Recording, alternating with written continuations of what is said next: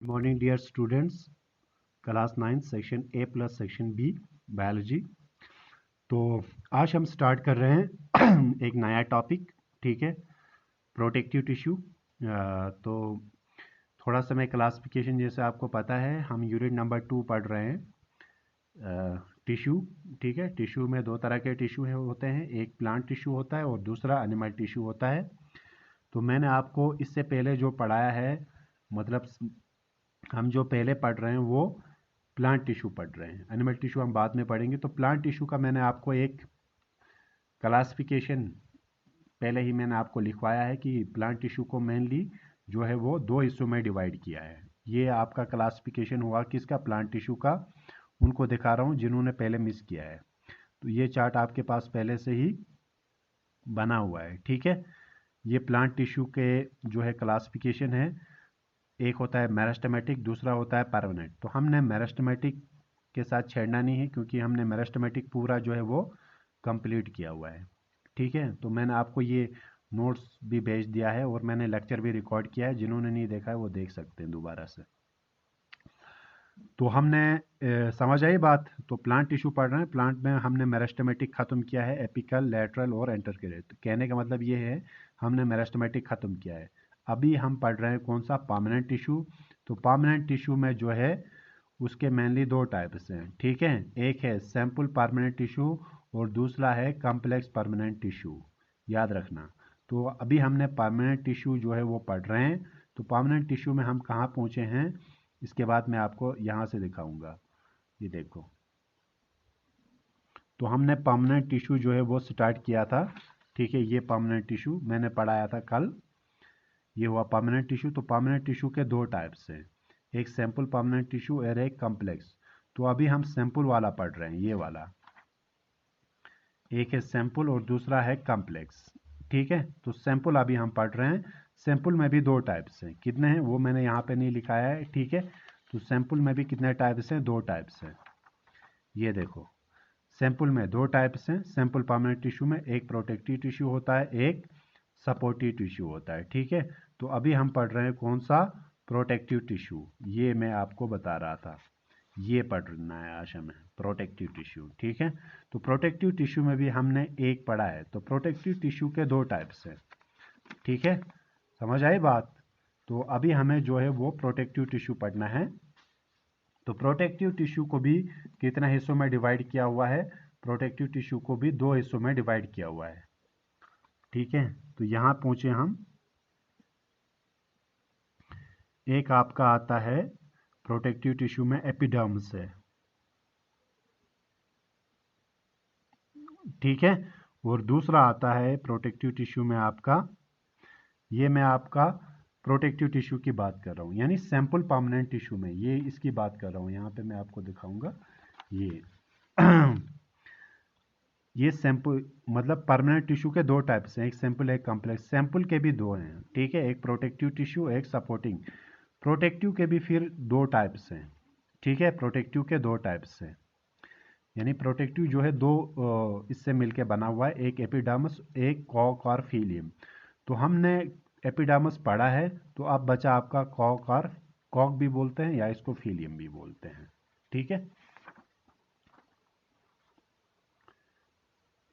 तो दूसरा इसमें आपका है कौन सा, ये क्या कहते हैं जिसको हम कॉर्क और फीलियम बोलते हैं।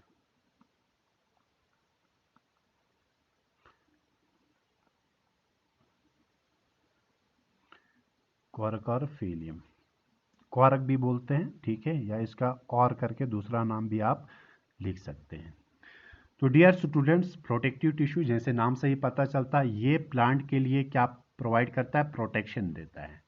ठीक है, तो एपिडर्मिस हमने कंप्लीट किया हुआ है। ठीक है, ये मैंने इससे पहले वाला जो लेक्चर भेजा है, आप किसी ने देखा नहीं है तो वो ऊपर आप देख लेना, आपको ग्रुप में मिल जाएगा। ठीक है, तो हमने एपिडर्मिस कंप्लीट किया है। तो आज का टॉपिक आपका है कॉर्क और फीलियम। क्या है, तो आज का टॉपिक हम पढ़ेंगे कौन सा, कॉर्क और फीलियम। ठीक है, तो आइए डियर स्टूडेंट्स स्टार्ट करते हैं कॉर्क और फीलियम।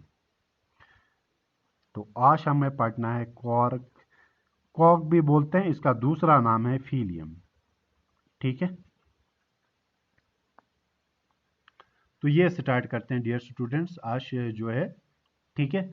तो इसके बारे में अगर मैं आपको कुछ पॉइंट्स लिखाऊंगा क्वार्क या जिसको हम बोलते हैं फीलियम। तो पहला पॉइंट हम क्या लिखेंगे क्वार्क और फीलियम के बारे में। तो पहला पॉइंट मैं आपको इसमें लिखाऊंगा, जिसे फर्स्ट पॉइंट हम लिखेंगे इसमें, it is made up of dead cells. ये याद रखना, it is made up of it is made up of dead cells with thick wallet and do not have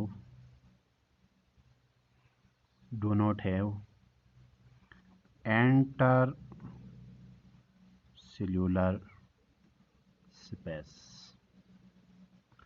ठीक है। दूसरी चीज़ पहले मैं लिखूंगा इसका ये डेफिनेशन पूरा, फिर आपको मैं समझाऊंगा। दूसरी चीज़ याद रखना है आपको, सेल वॉल इज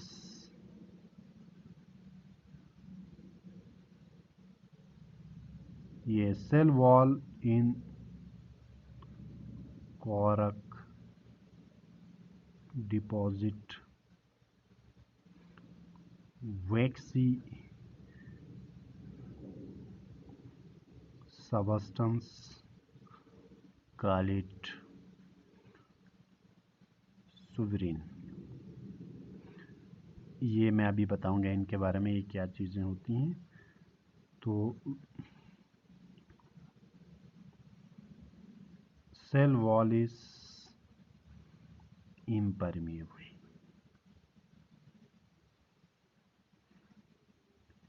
समझ आई बात। तो अगर हम देखेंगे इसके बारे में क्या है,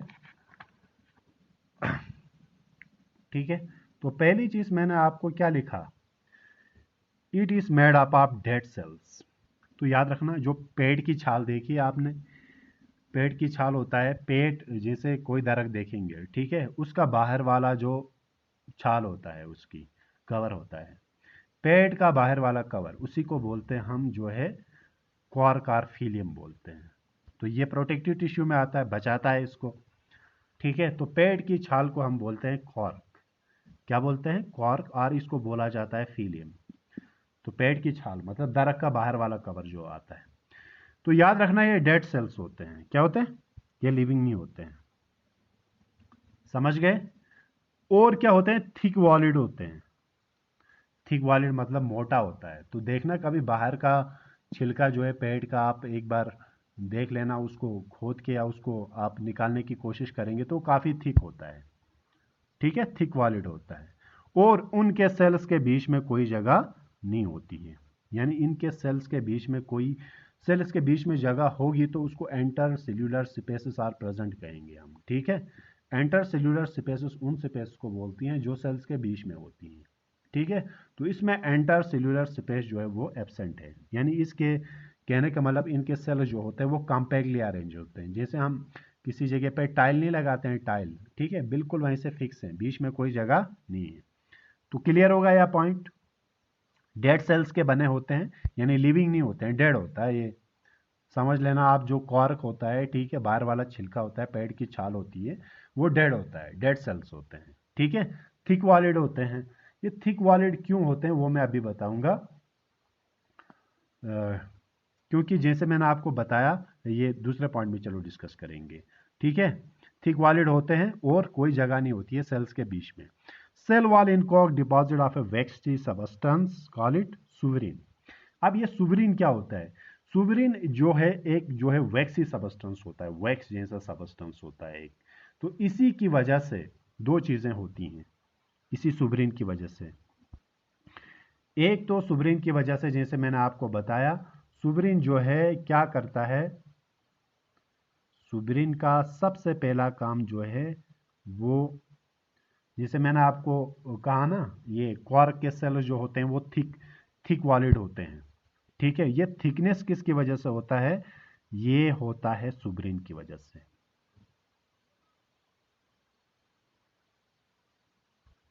thick walled cells due to suberin. जिसे मैंने कहा ना, इनके सेल जो होते हैं वो थिक वॉलिड होते हैं। It is because it is due to suberin की वजह से होता है, सुब्रिन का डिपोजिशन की वजह से ये थिक हो जाते हैं।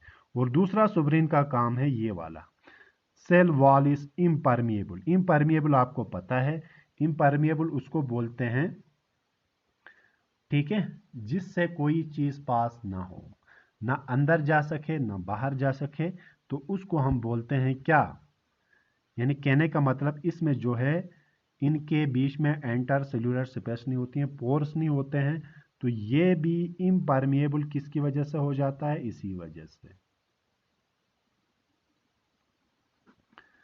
सुब्रिन की वजह से। तो सुब्रिन के दो काम होता है, ये एक वैक्सी सबस्टेंस होता है, ठीक है, तो ये क्या होता है, एक ऑर्गेनिक सबस्टेंस होता है, यानी फैटी सबस्टेंस होता है, ठीक है, जो, ठीक है, जो दो काम करता है। एक तो इनके जो क्वार्क के जो सेल्स होते हैं या सेल वॉल, ठीक है, या सेल वॉल जो है वो सेल से ही मिलके बनता है, तो ये जो है इसको क्या करता है, इसका डिपोजिशन, सुब्रिन का डिपोजिशन होने की वजह से इसके सेल्स जो होते हैं वो थिक होते हैं। और दूसरी चीज ये क्या करता है, थिक वॉलिड सेल को क्या करता है, एक तो थिक वॉलिड कर दिया, और दूसरा इम्परमिएबल। इम्परमिएबल उसको बोलते हैं जिसके आसपास जो है ना अंदर जाएं, कहने का मतलब जैसे पानी है, गैसेस है, ना वहां से अंदर जा सकती है कोई मटेरियल, ना बाहर, इम्परमिएबल है, मतलब जा नहीं सकता है, ना अंदर जा सकता है ना बाहर जा सकता है, उसको इम्परमिएबल। तो इम्परमिएबल भी किसकी वजह से होता है, सुब्रिन की वजह से होता है। समझ गए सुब्रिन। ये तो हुआ कॉर्क और फिल्म के बारे में इंट्रोडक्शन। अब हम जाएंगे इसके फंक्शंस की ओर, क्या फंक्शन हो सकता है, फंक्शंस ऑफ क्वार्क और फिलियम, ठीक है।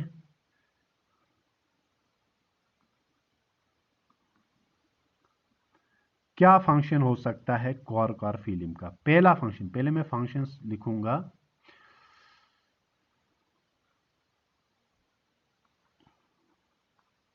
इट प्रिवेंट्स प्लांट फ्रॉम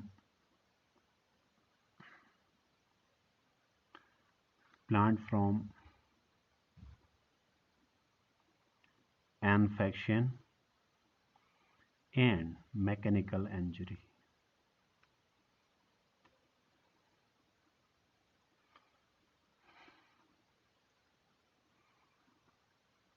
दूसरा फंक्शन अगर हम लिखेंगे इसका, it is shock absorber.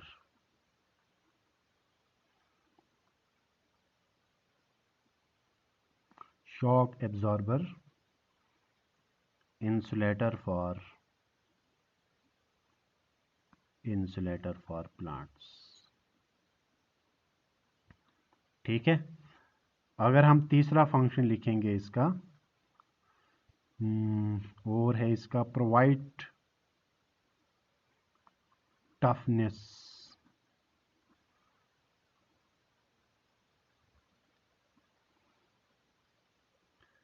Toughness provide करता है।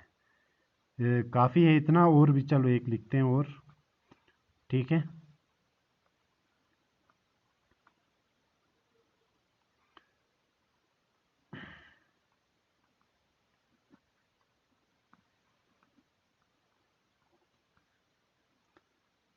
सपोर्ट्स गुड्स बनाने में भी इसका इस्तेमाल किया जाता है, जैसे एग्जांपल मैं आपको वुडन पैडल्स, जैसे क्रिकेट बॉल जी, ठीक है, टेबल टेनिस,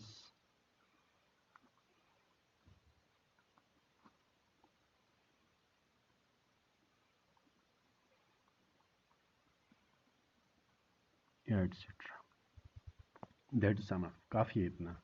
अब मैं एक एक करके फंक्शन समझाऊंगा आपको, ठीक है, क्या फंक्शन है देखो। तो ये तो समझ आई ना, कॉर्क और फीलियम क्या होता है। तो कॉर्क और फीलियम जो होता है वो आपका दरख्त का जो पेड़ की छाल होती है, दरख्त की बाहर वाली कवर होती है, तो वो होती है। इसके सेल्स क्या होते हैं, डेड होते हैं, कहने का मतलब ये डेड होता है, ठीक है। इसके सेल्स लिविंग। थिक वॉलिड होते हैं इसके सेल्स। थिक वॉलिड क्यों हो गए, it is because due to, मतलब सुब्रीन की वजह से, ठीक है। और उसके सेल्स के बीच में जो है कोई जगह होती नहीं है, ठीक है। तो सेल वॉल की मतलब जो है सेल वॉल का कॉर के जो सेल्स होते हैं उसके बीच में जो है ये क्या कहते हैं, वैक्सी सबस्टेंस डिपॉजिट हुआ है, उसको हम बोलते हैं सुब्रीन। तो सुब्रीन की वजह से ये इम्परमिएबल भी कर देता है। इम्परमिएबल का मतलब चीज़ें ना अंदर जाएंगी ना बाहर। अब हम जाएंगे फंक्शन की ओर। तो पहला फंक्शन क्या है, it prevents the plant from infection and mechanical injury. तो प्लांट को ये क्या करेगा, इन्फेक्शन से बचाएगा, ठीक है। जैसे मैंने आपको बताया ये बाहर वाला कवर है, ठीक है, जिससे कोई चीज़ प्लांट के अंदर नहीं चली जाएगी, ठीक है। तो जैसे हमारा स्किन है, ठीक है, तो स्किन जो है हमारा एक क्या काम करता है, आउटर कवरिंग है हमारा, ठीक है। तो इन्फेक्शन जो भी कुछ होगा या चोट वोट जो भी लगेगी, ठीक है, या कोई माइक्रो ऑर्गेनिज्म होगा, ठीक है, वो बाहर से अंदर नहीं आएगा, ठीक है, क्योंकि ये इम्परमिएबल है, आने नहीं देगा। आने ही नहीं देगा तो इन्फेक्शन कहाँ से होगा। मैकेनिकल इंजरी, मैकेनिकल इंजरी होती है जैसे फॉर एग्जांपल मैकेनिकल मतलब बाहर से कोई ये क्या कहते हैं नुकसान हम पहुंचाने की कोशिश करेंगे अगर पेट को। जैसे हम मतलब फॉर एग्जांपल पेट को किसी ठीक है किसी कुल्हाड़ी से मारेंगे, ठीक है। तो सबसे पहले पेट के अंदर नुकसान नहीं होगा, पेट के जो हमारा दरख है, ठीक है, उसको बाहर चोट लगेगी पहले, ठीक है। जैसे आप किसी इंसान का सबसे पहले अगर हम बाहर से कोई चीज़ काटेंगे तो स्किन कट जाएगा, पहले पहले स्किन कट जाएगा। तो इसी तरीके से मैकेनिकल इंजरी उसको बोलते हैं। यानी अगर हम किसी पेट को या हम किसी दरख्त को चोट पहुंचाने की कोशिश करेंगे, जख्मी करने की कोशिश करेंगे, ठीक है, तो उसको सबसे पहले जो है वो बाहर वाला लेयर यानी कॉर्क और फीलियम पे जो है उसका असर पड़ेगा, अंदर नहीं पड़ेगा, तो बचाएगा, इंजरी से भी बचाएगा और इन्फेक्शन से भी बचाएगा। शॉक एब्जर्वर, शॉक एब्जर्वर किसको बोलते हैं, शॉक एब्जर्वर ऐसे बोलते हैं, मैं आपको बताऊंगा। जैसे हम किसी पेड़ को जो है वो धक्का लगाते हैं, ठीक है, जैसे आप किसी बड़े पेड़ को धक्का लगाने की कोशिश करेंगे, तो धक्का लगाने के बाद आप ऐसे पुश करते हैं, फिर भी वो जो है गिरता नहीं है। तो क्या किया इसने, शॉक को एब्जॉर्ब किया, ठीक है, वो खड़ा रहता है। तो ये शॉक एब्जॉर्वर का काम करता है आपका, ये क्या कहते हैं, कॉर्क और फीलियम। तो समझ गए शॉक एब्जॉर्वर। तो ठीक है, तो किसी बड़े प्लांट को आप गिराने की कोशिश करेंगे तो वो गिरेगा नहीं आपको। Insulator for plants, insulator for plants का मतलब होता है जैसे ठंडी के मौसम में, ठीक है, ठंडी के मौसम में क्या हो जाता है, बहुत ज़्यादा ठंड होती है तो प्लांट को भी ठंड लगती है। तो अगर ज़्यादा ठंड लगेगी तो उसके टिश्यू जो है वो डैमेज हो सकते हैं, ठीक है। तो इसीलिए उनको वो इंसुलेटर करता है, इंसुलेटर का मतलब उनको गर्म रखता है ताकि सर्दी में उनको उनके सेल्स और टिश्यूज़ को कोई नुकसान ना पहुंचे। समझ गए बात। तो इंसुलेटर जो है ये सर्दियों में, ठीक है, ज़्यादा ठंड होती है, ठीक है, कभी जो है कोहरा भी जम जाता है तो उस वक्त जो है ज़मीन के नीचे भी जो है पानी में जो है वो कोहरा जम जाता है। तो इसीलिए मतलब जो है ये एक इंसुलेटर का काम करता है, जिस वजह से वो ठंडी से बचाता है उसको और उसके टिश्यूज़ को कोई नुकसान नहीं पहुंचता है। Provide toughness to the plant, जैसे टफनेस किसको बोलते हैं, एक जो है मजबूती प्रदान करता है, ठीक है, एक मजबूती देता है प्लांट के लिए, ठीक है, टफनेस उसी को बोलते हैं। तो प्लांट के लिए एक मजबूती देता है कॉर्क और phellem. In the last one, cork से बहुत सारे जो है हम सपोर्ट्स गुड्स बोलते हैं, जो हम सपोर्ट्स में सामान, गुड्स सामान को बोलते हैं, ठीक है। तो सपोर्ट्स गुड्स मतलब जो है हम सपोर्ट्स में बहुत सारे सामान जो यूज़ करते हैं, ठीक है, खेलने के लिए जो सामान यूज़ करते हैं उसमें भी जो है इससे बहुत सारी चीज़ें बनाई जाती हैं कॉर्क और फीलियम से, ठीक है, जैसे टेबल टेनिस है, ठीक है, वुडन पैडल्स होते हैं, ठीक है, ये सब जो है यानी सपोर्ट्स गुड्स हैं जो हम खेलों में इस्तेमाल करते हैं। तो खेलों के बहुत सारे सामान जो है वो कॉर्क और फीलियम से यानी पेड़ के छाल से बनाए जाते हैं, ठीक है। तो आज के लिए इतना ही, ठीक है। हमने यहाँ पे आपका कंप्लीट किया है कौन सा हम परमानेंट टिश्यू पढ़ रहे हैं, तो परमानेंट में दो हैं, सैंपल और कॉम्प्लेक्स। सैंपल में भी दो हैं, एक है आपका प्रोटेक्टिव टिश्यू जो हमने आज कंप्लीट किया। अब हम पढ़ेंगे इसका दूसरा जो ये है सैंपल परमानेंट टिश्यू का टाइप है जिसको हम बोलते हैं प्रोटेक्टिव टिश्यू, ठीक है, ये सॉरी सपोर्टिव टिश्यू जो सपोर्ट करता है, ठीक है, जिसमें आते हैं आपके पेरेन्काइमा, कोलेनकाइमा और सिकुलर एन्काइमा। तो हम जो है सपोर्टिव टिश्यू उसको बोलते हैं, तो सपोर्टिव टिश्यू हम पढ़ेंगे कल। जैसे मैंने यहाँ पे आपको बताया, ये देखो परमानेंट टिश्यू के दो टाइप्स हैं, सैंपल और कॉम्प्लेक्स। सैंपल में प्रोटेक्टिव और सपोर्टिव आते हैं। प्रोटेक्टिव हमने कंप्लीट किया है आज, तो प्रोटेक्टिव में दो आते थे आपके, एक एपिडर्मिस और दूसरा कोर कार्पेलियम, ठीक है। तो एपिडर्मिस हमने कल पढ़ा, आज हमने कोर कार्पेलियम पढ़ा। अब हम पढ़ेंगे सपोर्टिव टिश्यू जिसमें आते हैं पैरेन्काइमा, कोलेन्काइमा और सेक्युलर, वो नेक्स्ट जो है लेक्चर में पढ़ेंगे, ठीक है। तो मैं साथ में नोट्स भी भेज रहा हूँ, ये अपने लेक्चर को अच्छे से सुनना, स्किप नहीं करना, ठीक है। और चैनल को सब्सक्राइब करके रखना, उससे ये फ़ायदा होगा जो भी मैं लेक्चर अपलोड करूँगा, ठीक है। आप अगर मैं व्हाट्सअप में नहीं भी डाल दूँ, आपके ग्रुप में पोस्ट नहीं भी करूँ, फिर भी आपको उसका नोटिफिकेशन आपको मिल जाएगा, ठीक है। तो ये हुआ आज के लिए लेक्चर, ठीक है। तो नेक्स्ट लेक्चर के बाद नेक्स्ट लेक्चर जो है वो आपका होगा सपोर्टिंग टिश्यू के बारे में, ठीक है। तो आज के लिए इतना ही। ओके, टेक केयर, अल्लाह हाफ़िज़।